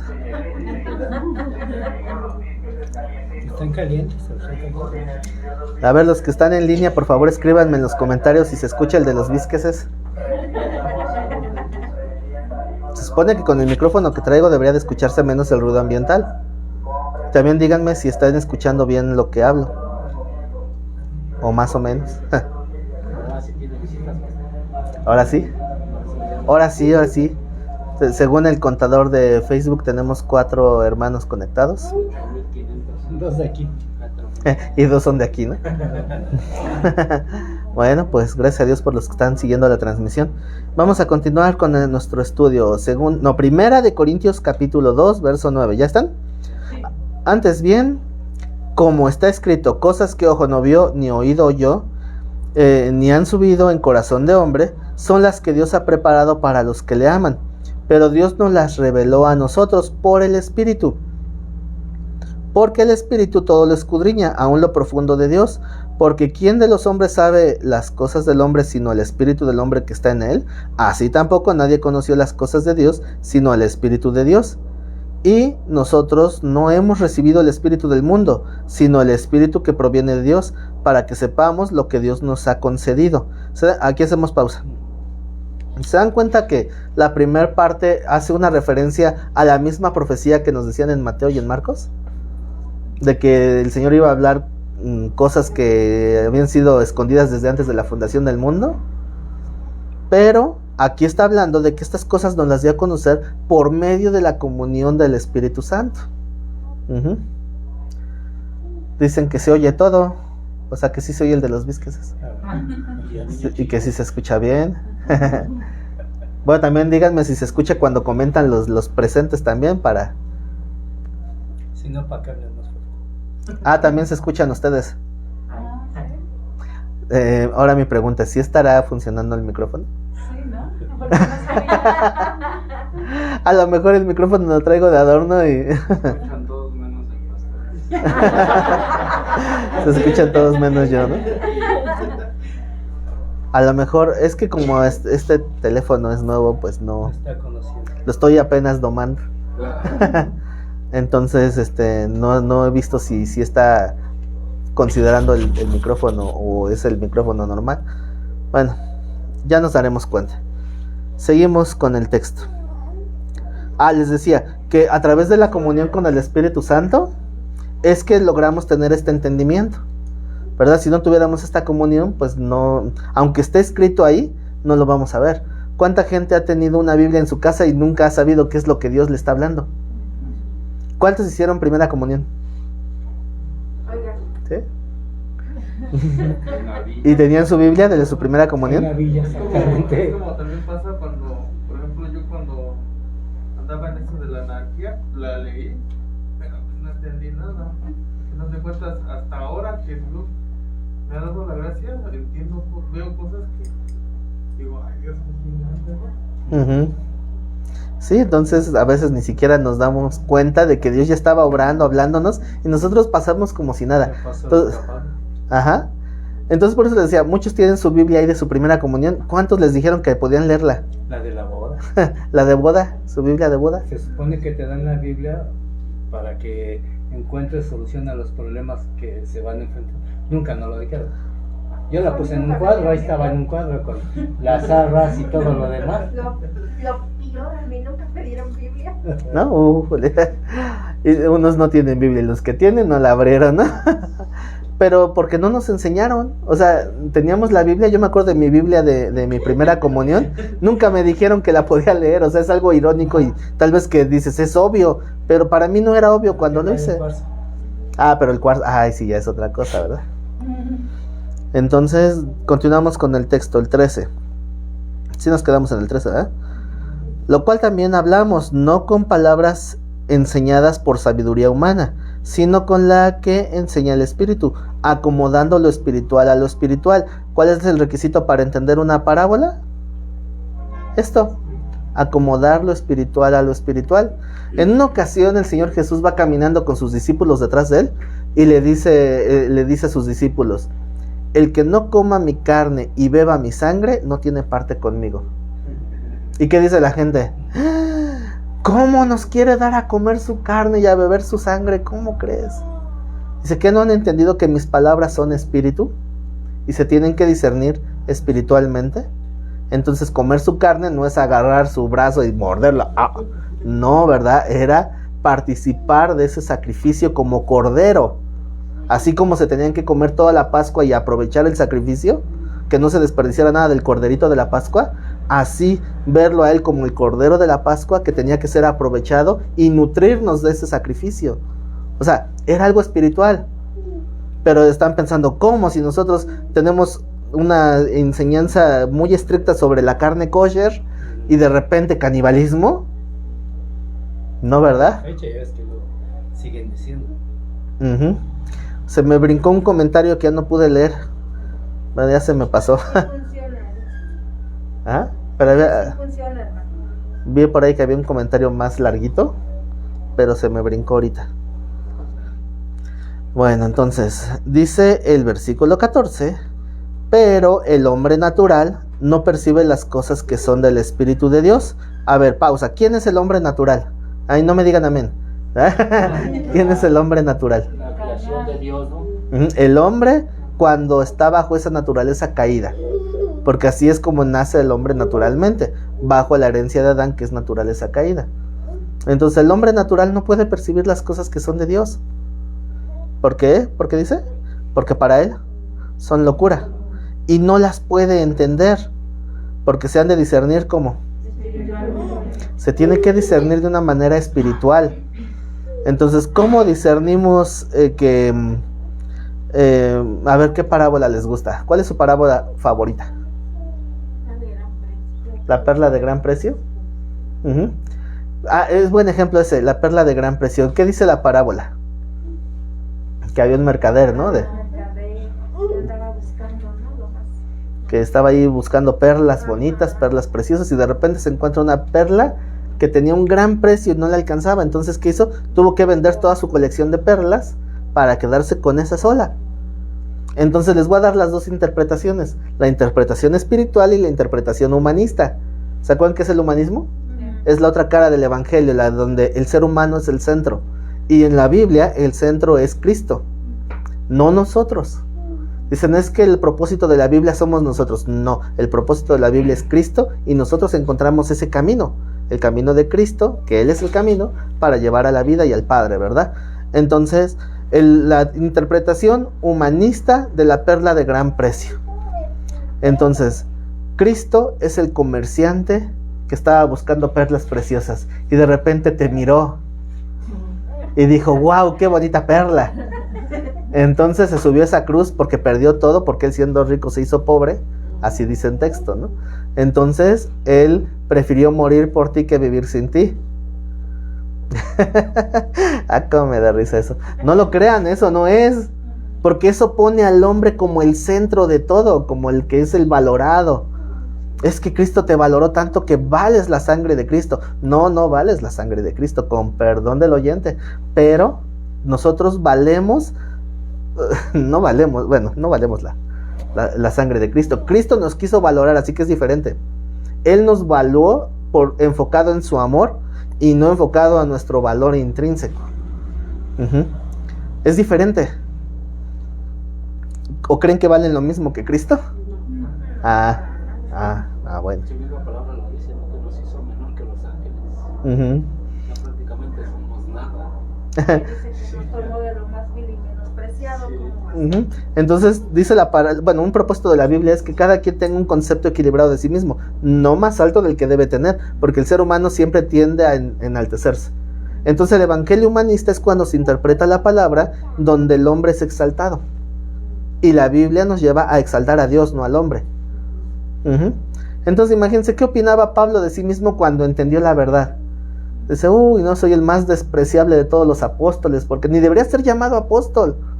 Y él, ¿cómo se define a sí mismo? Él dice en un texto, como un abortivo. Qué feo, no tenía autoestima Pablo. No, estaba centrado. Estaba ubicado. Entonces, ahora, ¿cuál es la interpretación correcta de la perla de gran precio? Hacia grandes rasgos, porque llegará la clase donde lo escudriñemos a fondo, ¿verdad? Pero en realidad, ¿quién es la perla de gran precio? Cristo. ¿Quién es el mercader? Cada uno de nosotros somos un mercader que estamos buscando qué valorar en nuestra vida. ¿Qué tanto estás atesorando y coleccionando en tu vida? ¿Cuáles son esas perlas? El trabajo, la familia, mis hobbies, Facebook, YouTube. Entonces, todas esas perlas, todo eso que ocupa nuestra vida, cuando encontramos a Cristo vemos la trascendencia y la importancia que tiene. Y vale la pena renunciar a nosotros mismos, negarnos a nosotros mismos. ¿Para qué? Para poder tenerlo a Él.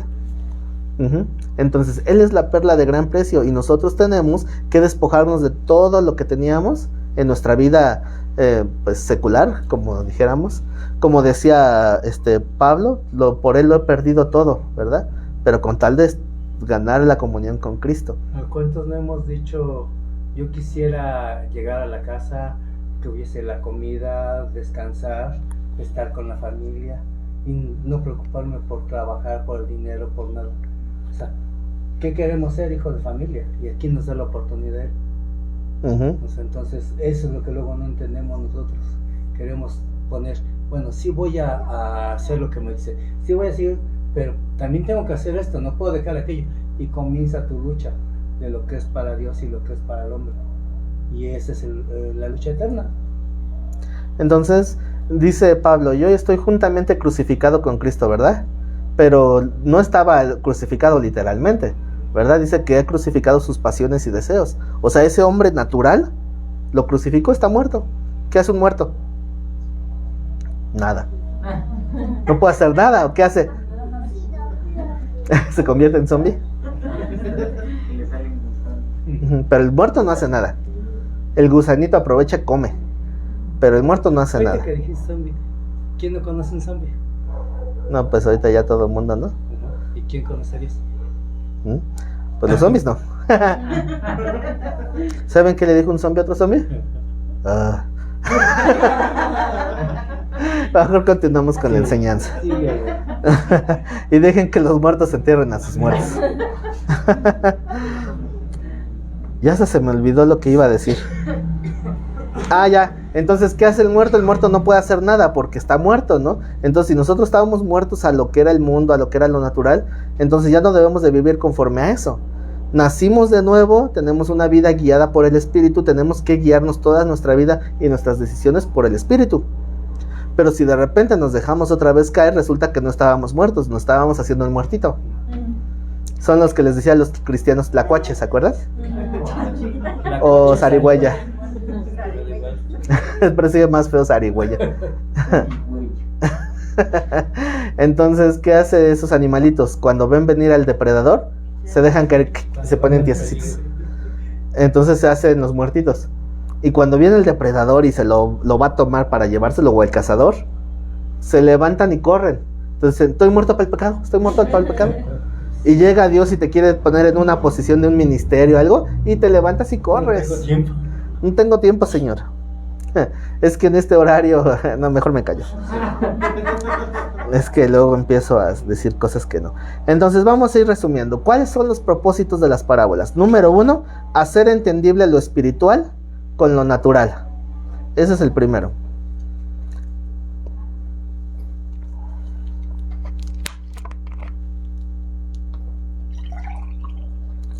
Hacer entendible lo espiritual con lo natural. El punto número 2 es, a los discípulos les explicaba a fondo. O una enseñanza más profunda. Uh-huh.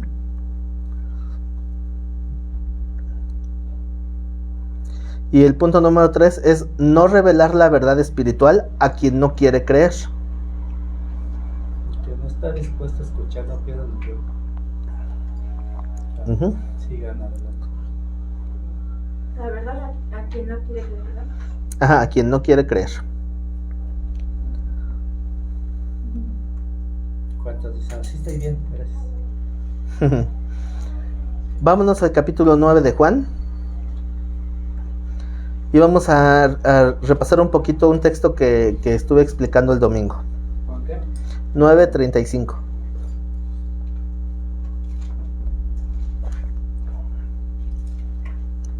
Es acerca de la historia del joven que Cristo sanó de ceguera.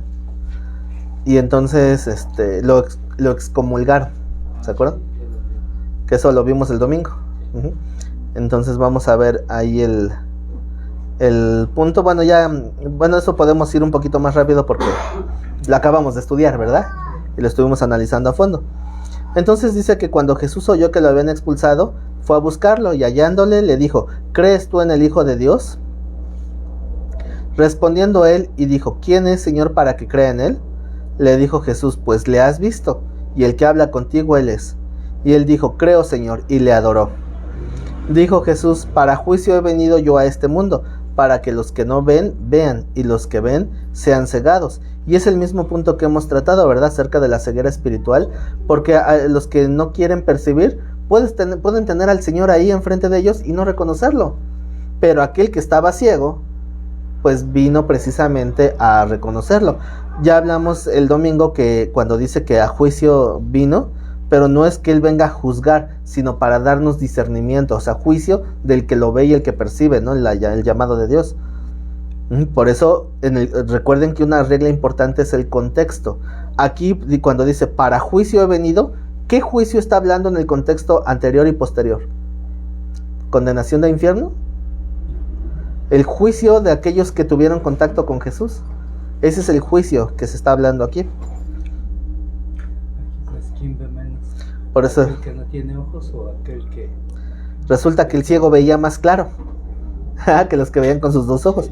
Por eso dice: para juicio he venido yo a este mundo. Pero en ese mismo versículo vean cómo nos da el énfasis: para que los que no ven, vean. Entonces, ¿el juicio de quién? El juicio del que no veía, pero discierne. Y aquellos que sí ven, pero no disciernen. ¿De qué les servía tener toda la Biblia, toda la Escritura, si no le entendían nada? No la saca porque Uh-huh. es así. 40. Entonces algunos de los fariseos que estaban con él, al oír esto, le dijeron: ¿acaso nosotros somos también ciegos? Y el Señor les dijo: sí. Dice: si fueran ciegos no tendrían pecado, mas ahora porque decís vemos, vuestro pecado permanece. Entonces esto es parte de la forma en que Cristo enseñaba y predicaba, de la forma en que aquellos que tenían la disposición iban a seguir siendo edificados, iban a seguir creciendo y acercándose más a Dios. Tanto es así que muchos les pasa lo mismo que a esta persona. Es ciego. Fíjense cómo, analícenlo, cómo aplica en sus vidas en lo espiritual. Esta persona era ciega, no veía nada, formaba parte de una sinagoga. Entonces, de repente, al ser confrontado con Jesús, él discierne y por eso es expulsado, excomulgado. Entonces llega Jesús y lo recibe. y entonces puede adorar a Dios porque tiene una comunión directa con Dios. En cambio, sus pastores que lo excomulgaron fueron señalados como ciegos. Porque no dieron ofrenda aparte. Porque no dieron ofrenda. Entonces, ¿cómo aplicaría a esta generación? ¿No hay iglesias iguales? Cuando que está uno ciego, no se da cuenta uno y de repente tenemos un encuentro con Jesús que Él nos llama, Él nos abre esos ojos y te dices, en la torre no me había dado cuenta, y entonces viene el entendimiento, ¿no? Y entonces cuando nos da el entendimiento, eso va a causar conflicto con los que pensaban de esa manera diferente, porque ya no va a cuadrar lo que me decían con lo que ahora entiendo. Bueno, ahí fue igual que se puede decir que se cumple la palabra, ¿no? Que lo toman por locura ahí, ¿no? Ajá. Y lo mismo pasa aquí, ¿no? Cuando ya alguien abre los ojos y ve ciertas cosas y dice, lo que tú me estás dando está mal, y las cosas son así, estás loco, ¿no? Ujú. Esas cosas no deben de ser. Así que como puedes Nada más que decirle, no dice sé que que no es ves lo loco. que estás haciendo, ¿verdad? Nada más que ahora no dicen que está uno loco, es uno rebelde. También. Espíritus de inconformidad. Ajá. Entonces, depende el grado de ceguera, es el grado de juicio, ¿no? Que se hace. Entonces, se me olvidó aclarar ese punto, ¿verdad? Porque ya leímos que lo espiritual se discierne espiritualmente porque los que no lo entienden lo ven como una locura. Entonces, para el mundo es locura que tú perdones a tus enemigos. O sea que aquí ahorita los fariseos, si se hubiesen quedado callados, podrían haber visto después lo que estaba ahí, lo que confrontaron a Jesús y pues les dijo, ahora sí, son ciegos. Si ellos hubieran tenido un poquito de disposición, ¿se acuerdan cuando les dijo el ciego, bueno, el que era ciego, ¿quieren ser ustedes sus discípulos? Y ellos se ofendieron. Dicen, no, tú lo serás, le dijeron, botellita de Jerez. Entonces, pero si ellos hubieran tomado una actitud humilde de que, a ver, puedo aprender de él, porque él está mostrando algo que yo ni puedo hacer, ni lo entiendo, pero si me acerco y le pregunto, tal vez entendería. Entonces, ahí hubiera cambiado todo el panorama, y por eso dice, para eso vine, para juicio, para que los que no ven, vean, y los que ven, no vean. Y volvemos al texto que vimos antes el propósito de la parábola, para que viendo vean y no perciban, y oyendo oigan pero no entiendan. Entonces es lo mismo, y lo que tienen les será quitado, y lo poco que entendían quedaron más ciegos. Y lo vemos, si ustedes ponen atención y conocen ciertos predicadores, a veces nos damos cuenta cuando un predicador pierde el rumbo y se pone ciego. O sea, lo que antes predicaba muy claro, ya no lo predica igual, y él mismo no se da cuenta, porque es una ceguera espiritual. Las escamitas de Pablo así se le volvieron a formar y no ven. Y cuando vuelven a ser confrontados por Dios y los vuelve a quebrantar, otra vez se les caen las escamitas y pueden ver otra vez. Y entonces retoman el rumbo. Y por eso es que hay muchos predicadores que a veces nos sorprende verlos con tantísima gente y decimos, ¿cómo es posible que tanta gente los siga si lo que dice es claramente un error? Porque todos están igual. Uno tuerto y los demás ciegos. O uno ciego y los otros crédulos y también ciegos. Pues por eso estamos como estamos en la iglesia general, ¿verdad? Porque todos andan enseñando y pensando de una manera diferente. Cada quien cree tener la verdad. Entonces, si nos comparamos con alguien que de plano no tiene nada que ver con lo espiritual, pues se ve más clara ese contraste de locura. Entonces les decía, si le dices a un pagano, tienes que perdonar a tu enemigo, lo va a ver como algo loco. Pero si le dices a esa misma persona, no solo tienes que perdonarlo, tienes que amarlo, ¿qué te van a decir? No, pero estás bien loco, ¿cómo crees? Ya no lo- Súper loco. Ajá. Dice, no se lo merece. Bueno, si tú entiendes el por qué, sabes que el perdón no es porque lo merezca, sino porque necesitas sanar tú. Además, que también es la forma de reflejar el carácter de Cristo, porque Él sí es misericordioso. ¿Qué es lo que espera de ti? Que seas igual. Si tú tienes esa disposición de Dios en tu corazón, esto es lo más natural del mundo. Pero tal vez alguien pueda escuchar lo que estoy diciendo y va a decir, se está bien loco. Y apenas hace rato estaba revisando en la página de YouTube, y hay una persona que está siguiendo ahorita los videos de YouTube que me ha estado mande y mande mensajes, y le estoy yo contestando, pero vi uno de los mensajes que en un estudio que di sobre el ayuno, no sé si alguien vio ese video en la página de YouTube. Creo que no. Ahí me empezó a comentar apenas sobre ese, y decía esta persona, ahí lo buscan luego en la página de YouTube, donde el título es "El ayuno no es bíblico", puse como título, y entonces esta persona me dice, ¿qué no se supone que todos los pastores deberían de saber esto? se supone, pero más abajo, después de ese comentario, tengo como 6, 7 comentarios insultándome y diciéndome que soy un pagano, que soy peor que un fariseo, que no tengo entendimiento. ¿De la misma persona? No, es otra persona, pero o sea, se me hace curioso ese contraste, Es que oyendo no. porque ahí se ejemplifica, porque una persona lo ve como algo entendible y otra persona ve mis mismas palabras, lo ven como una muestra de ignorancia de mi parte. Lo que pasa es que no seas sarcástico. No, y me dice una de cosas, luego ahí ven ahí todo lo que me puso. Yo también ya le respondí. Ese comentario donde me estaba insultando tiene casi un año, o sea que no han visto los videos. En lugar de compartir de otra cosa, compartan. Es lo que les decía. Pero ya tiene mucho, ¿no? Que agarren y vean, Sí. vean eso que está ahí, esas enseñanzas.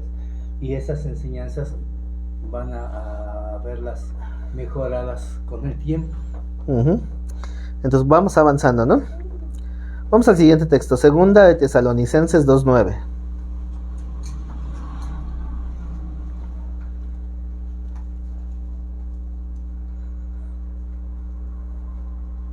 Segunda de Tesalonicenses 2:9. ¿Y ya están? Sí. Inicuo, ¿a quién le hablan? Ah, no, ¿verdad? No está aquí. Cuyo advenimiento es por obra de Satanás. ¿De quién está hablando?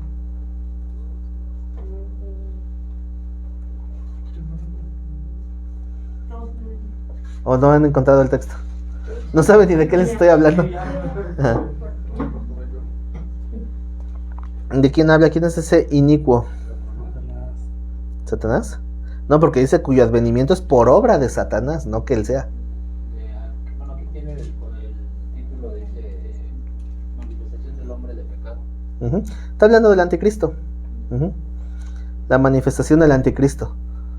Unos dicen, no, que es un sistema de gobierno y que no, la Biblia dice que es una persona, porque la palabra advenimiento, si no mal recuerdo en griego es la palabra parusía, que significa manifestación visible. Es la misma palabra que se usa para hablar de cuando Cristo venga.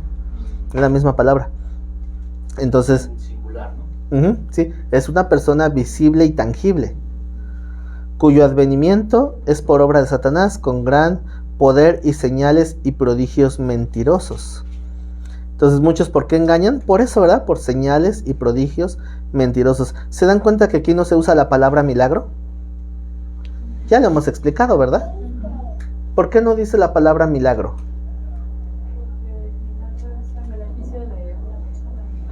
Ujú. Sí.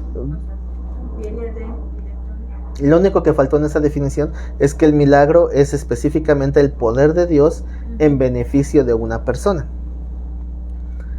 Y todo lo que sean prodigios es todo evento sobrenatural. O sea, un prodigio puede ser cualquier cosa que sea sobrenatural.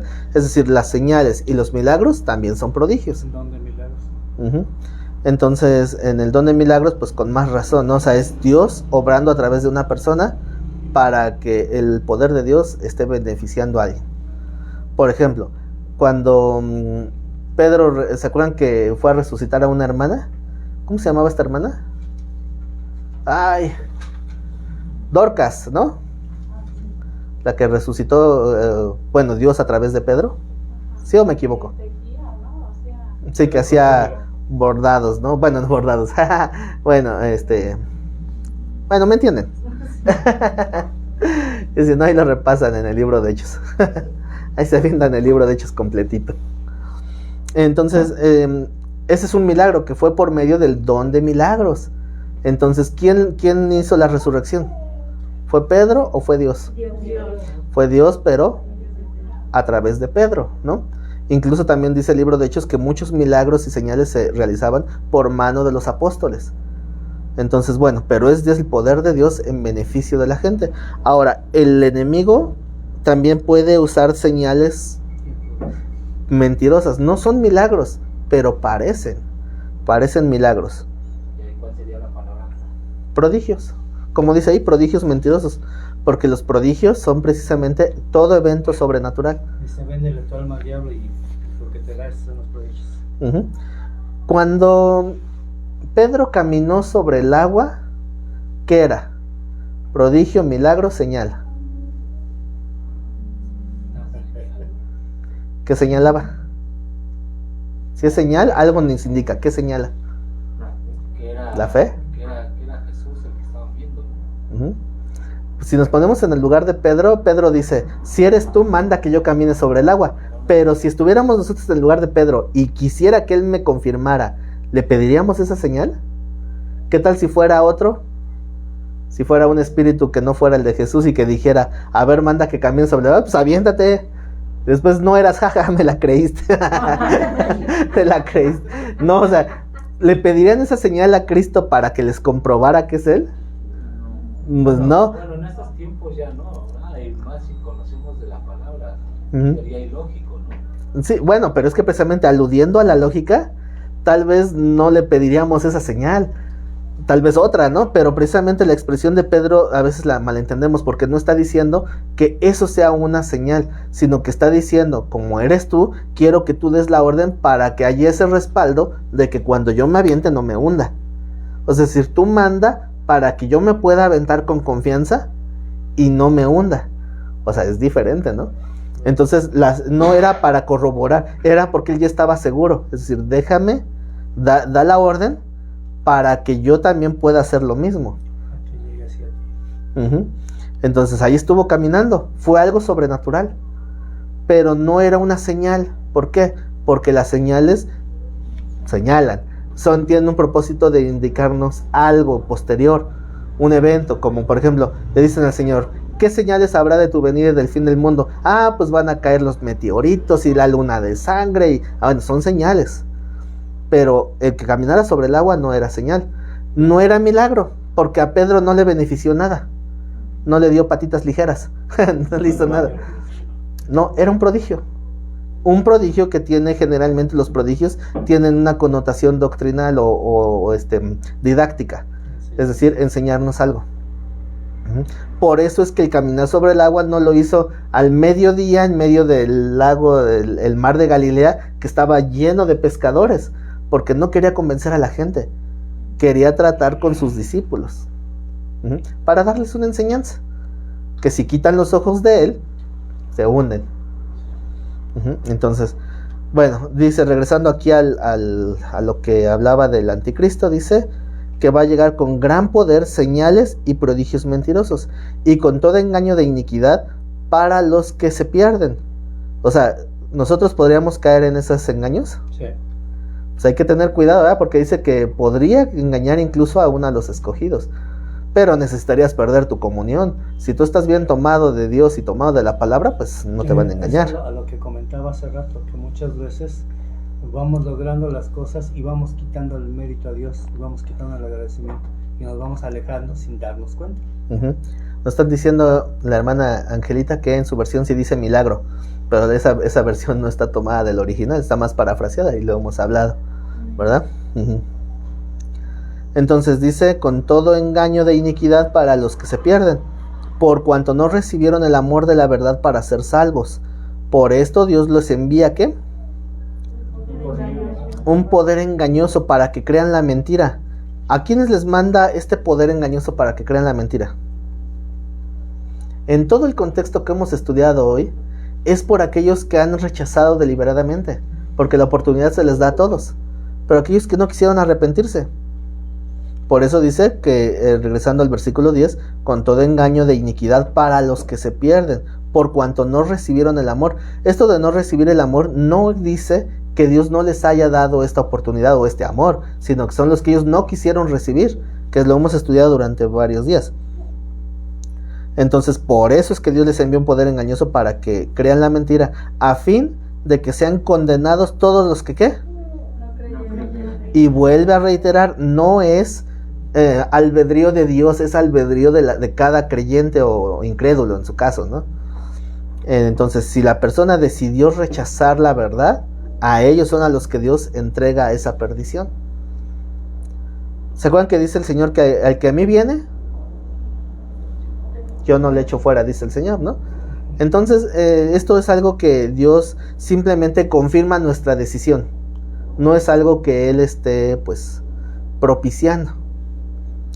Dice que no creyeron a la verdad, sino que se complacieron en la injusticia. O sea, aquellos que se burlan y se complacen sabiendo que están haciendo lo malo, a ellos son a los que Dios les permite que se pierdan. Todo esto tiene que ver el por qué Dios no le da la misma palabra a todos. ¿Por qué no les explica a los incrédulos? Porque nada más van a ser tropezadero. Y podríamos añadir aquí el texto de no le eches las perlas a los puercos. ¿Por qué? Porque si no las van a pisotear. Entonces, por la falta de discernimiento, porque el trigo y la cizaña crecen juntos, pero al final dicen los segadores, que son los ángeles, dice, ¿quieres que quitemos la cizaña?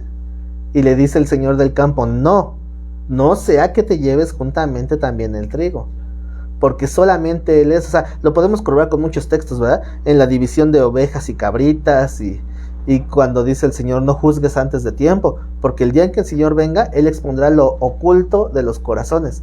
Nosotros no sabemos. Las obras que veamos de una persona no definen su salvación. Solo Dios conoce la salvación de una persona. El trigo y las cizañas se cortan juntos. Se hace el atado y se golpea en la roca. Pues dice que crecen juntos, pero llegará el día donde entonces sí, y el Señor va a evidenciar, ¿no? Quién sí es y quién no es. Entonces, mientras tanto, los que están ya mostrándose como, porque la cizaña tiene apariencia, o sea, la cizaña es diferente, porque la cizaña trata de verse igual, se ve igual, pero aquí hablamos de los que salen solitos, de los que se desenmascaran solitos. Sí, estaba viendo la otra vez una enseñanza sobre el trigo y la cizaña, que dice que el trigo, cuando ya está maduro, dice que el trigo lo que hace es que se cuelga, y la cizaña no. Sí. Exacto. Pero ese es cuando ya tiene fruto, Sí. Cuando ya se ve el fruto, y así es con el cristiano. Cuando se ve el fruto ya lo identificas, Sí. pero mientras andan en la calle no sabes quién es y quién no es. Entonces hay un tiempo.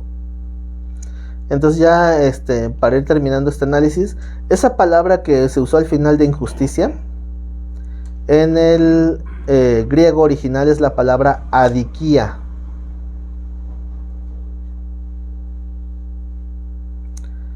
Que como ya vimos se traduce como injusticia, se traduce como irrectitud, o lo contrario a la rectitud, o privar del derecho. O sea, es aquel que en su propia voluntad está oponiéndose a lo correcto. Es diferente cuando una persona por ignorancia la riega y bueno, Dios tiene misericordia. Pero aquí estamos hablando de gente que tiene conciencia de lo malo y lo busca. Dice el diccionario, condición de no ser derecho, sea ante Dios, en base de la norma de su santidad y rectitud, o con el hombre, en base a la norma de lo que el hombre sabe que es recto, mediante su conciencia. Entonces, esta injusticia aplica en la voluntad que tiene la persona en ambos sentidos, ¿no? Tanto en su comunión con Dios, como, o sea, las normas de Dios, como en las normas humanas, o sea, está en oposición de todo y por todo. Entonces, ¿han visto gente que se pone alegre cuando se sale con la suya? ¿Sí? Que dicen, nadie me cachó. Y todos dicen, qué tontos me creyeron. Pues sí, bueno, esa es la gente a la cual Dios está rechazando y los entrega a la mentira. Cuando dicen, gracias a Dios no me atraparon. Gracias a Dios no me atraparon, ¿no? Bueno, quién sabe cuál sea su Dios, ¿verdad? También depende de eso. Entonces, las parábolas tienen ese primer filtro, es como un filtro. Porque cuando estudiamos las parábolas, bueno, somos un grupo reducido, yo espero que todos lo vamos a entender.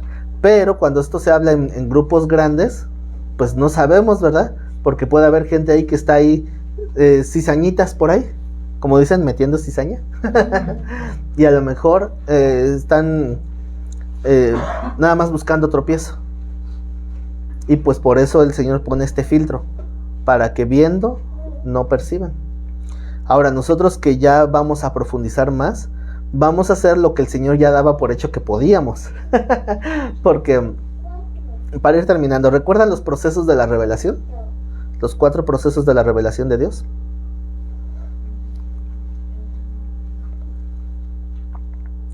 La revelación natural, la revelación especial. No, porque la revelación natural y especial son parte de la revelación. Ah, la misma. La revelación, la iluminación, ¿no? Uh-huh. La revelación escrita. Esa es la especial. También.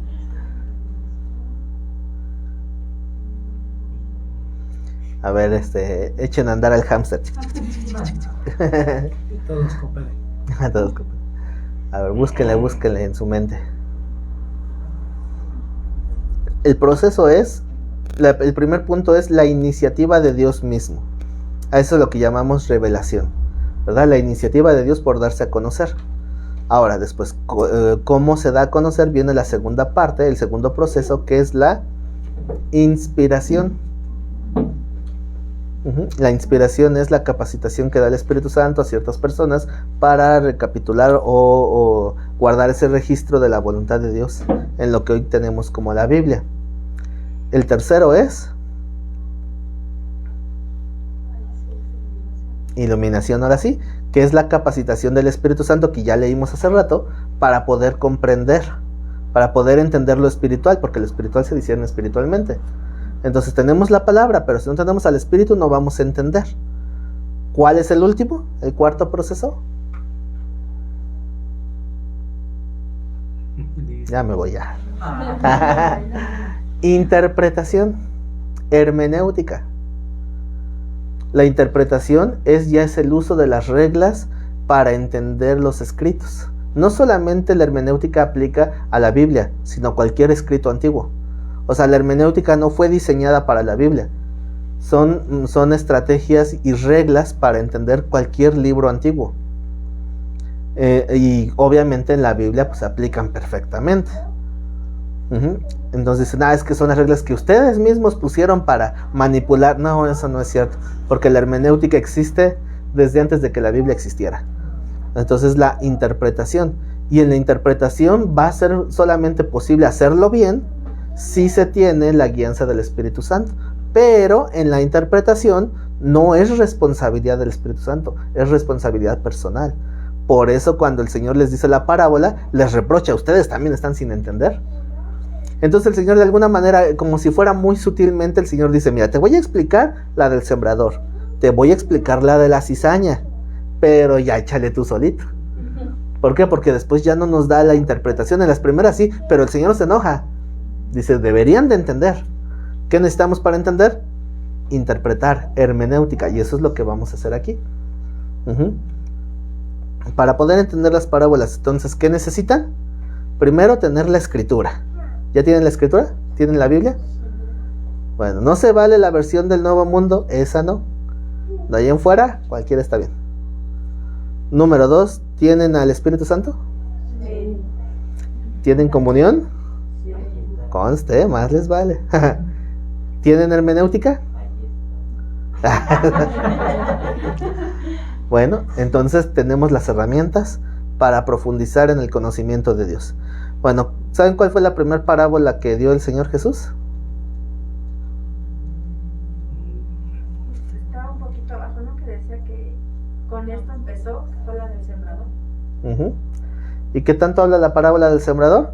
No se pierdan dentro de 8 días la clase, porque hoy se nos acabó el tiempo. Pero primeramente Dios, dentro de 8 días continuamos con la primera parábola, que será la parábola del sembrador. Y vamos a aplicar obviamente la hermenéutica, ¿verdad? Para entender esta parábola y escudriñarle lo más a fondo que se pueda. Así que pues no se pierdan esta clase, también los que están en línea. Y pues con esto terminamos esta transmisión y nos vemos. ¿Cuándo nos vemos? El sábado.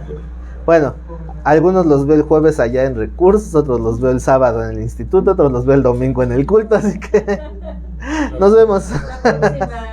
En línea nos vemos el sábado, que es la próxima que se transmite. El sábado hay clase de jóvenes a las 12 del día, entonces para que estén al pendiente y los espero. Bueno, despido a los que están en la transmisión y nos vemos la próxima.